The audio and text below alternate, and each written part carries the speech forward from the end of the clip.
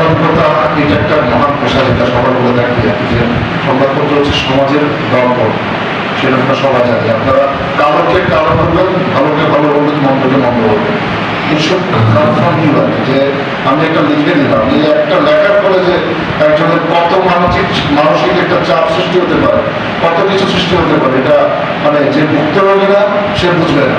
কারণ কালো সাংবাদিকতা আমি অনেক কিছু দেখেছি, ফেস করেছিলাম, ঠিক আছে। আমরা ক্রিয়াশীল ছিলাম, বুঝি কে কে কোন ধরনের সংবাদ করে। অনেকে এখনো কিন্তু আমার বেশ ভালো রিলেশন আছে, যারা সঙ্গীতে আছে, আপনারা যদি খবর নেন আপনারা দেখবেন, ঠিক আছে। আমাদের maximum most of the journalist যারা ছিলেন, বেশ একটা সহযোগিতা আমার সম্পর্ক ছিল।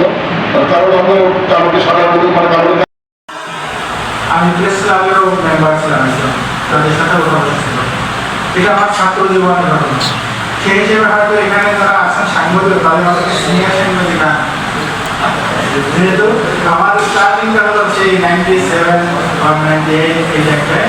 তারপরে কলেজ লাইফে কিছু ছিল, এরপর তো অন্য দিয়ে ডাইভার্ট করি। তো আমি তো চাপাবাজি করতেছি না, এটা প্রমাণ পাবেন। আমি যে প্রেস বিজ্ঞপ্তিগুলো দিই, আমি কিন্তু সরকারি কর্মকর্তাদের ঘর বাটা বস্তা বসা টাকা আনি দেই না, যেটা পড়তে গেলে আপনার হাতে নিয়ে বিরক্ত হওয়ার ছিল ফেলাই দিতে হবে। আমি জিস্ট কথাটা দিই, আপনাদের প্যাটার্ন হয়তো ওইটাকে একটু 19-20 করতে হয়, বা 10-20 করতে হয় না। আমার প্রমাণ আমি যতক্ষণ যা বললাম, এটা চাপাবাজি না, এটা প্রমাণ হলে প্রমাণও দিয়ে দিলাম। বলবো যে আমরা ওই চাকুদারিতে বাদ দিতে হবে, বস্তুনিষ্ঠ সাংবাদিকতা করতে হবে। বস্তুনিষ্ঠ সাংবাদিকতা কি? সে দলগানা সাংবাদিকতা আমাদের সেটা থেকে আমাদেরকে বাইরে আসতে হবে। আমরা দলের মধ্যে আনুগত্য থাকতে পারে, আমরা একজন সাংবাদিক হিসেবে আমি সচেতন নাগরিক, সেই হিসেবে একটা রাজনৈতিক সচেতনতা আমার থাকবে, কিন্তু দলগানা দলান্দ আমরা হবো না। এটাই হতে হবে। আমরা পুঁজিপতির লাঠিয়ে হবো না। এটা যদি হতে পারে। এই সাংবাদিকদের সাথে আমার সম্পর্কটা দীর্ঘদিন, মানে একদম পারিবারিক সম্পর্ক, যার কারণে আজকে যেটা মহান রাব্বুল আলামিন যে খেতাবটা আমাকে দিয়েছে, যে 43 একজন হওয়ার যে সৌভাগ্য, এটা একমাত্র কারিগর সাংবাদিক এবং পুলিশ, যেটা আমি সারা জীবন কৃতজ্ঞতা প্রকাশ করি সাংবাদিক সমাজ এবং পুলিশের কাছে। বিশেষ করে সাংবাদিকেরাও যে নৌকার বিরুদ্ধে আমরা যখন নির্বাচন করছি, আমার শুরু থেকে শেষ পর্যন্ত এত সাংবাদিক, মানে ফুলগাতে টাকা পর্যন্ত সাংবাদিকেরা এসে আমাকে সহযোগিতা করেছে। অথচ নির্বাচন হয়েছে 9 ইউনিয়ন, 15 ইউনিয়ন একই দিন। 15 ইউনিয়নের তারা ছেড়ে দিয়ে শুধু নৌকার বিরুদ্ধে ভোট করার কারণে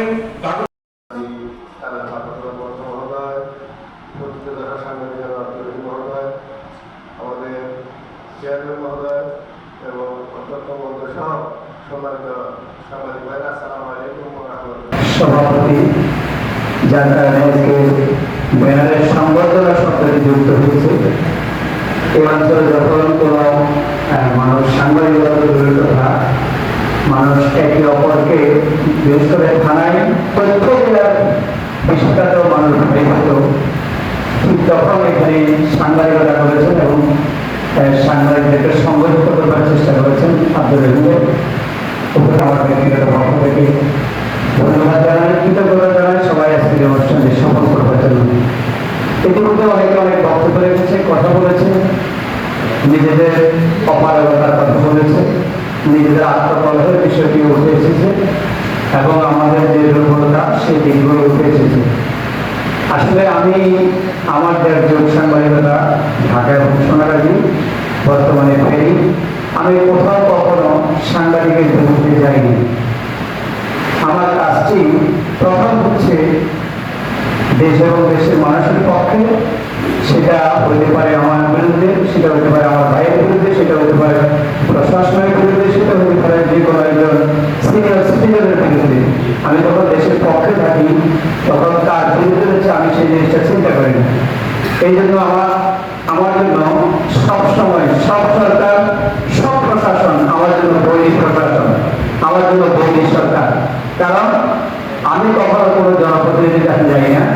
আমাদের জহির ভাই পরিবারের নির্বাচিত চেয়ারম্যান, উনি আমাকে ওনার পরিষদে কখন দেখেছে উনি বলতে পারবে না, কিন্তু উনি নির্বাচনে যে সহযোগিতা কথা বলেছে, আমার ভাইও সবসাল নিয়ে নির্বাচন করেছে, কিন্তু আমি সর্বপ্রথম ভোটার হিসেবে নবাব করে গিয়েছি। জহির ভাই আমাকে দেখে ভোটার করতেন যে আশ্চর্য হয়ে গেছে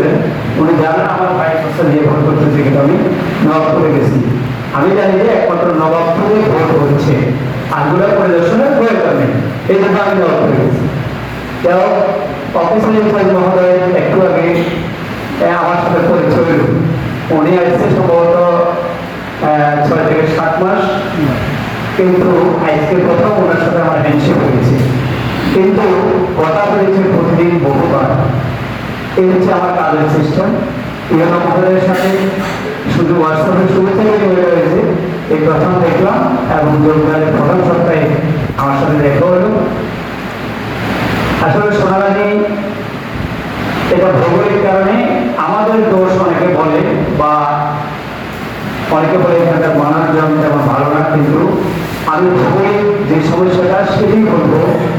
এই ছোট্ট একটি উপজেলার 3 দিকে নদী, সাগর, এরপরে 3 দিকে 3 জেলা, সবকিছু মিলে আমরা একটা ভৌগোলিকভাবে আমরা খুব আমি বলবো এটা বিপর্যস্ত এরিয়ার লোক, যেখানে নদী একদিকে ভাঙে একদিকে ধরে। এর মধ্যে আমি ইবনে একটা বইয়ের একটা লাইন প্রদান করতে বলবো। উনি সম্ভবত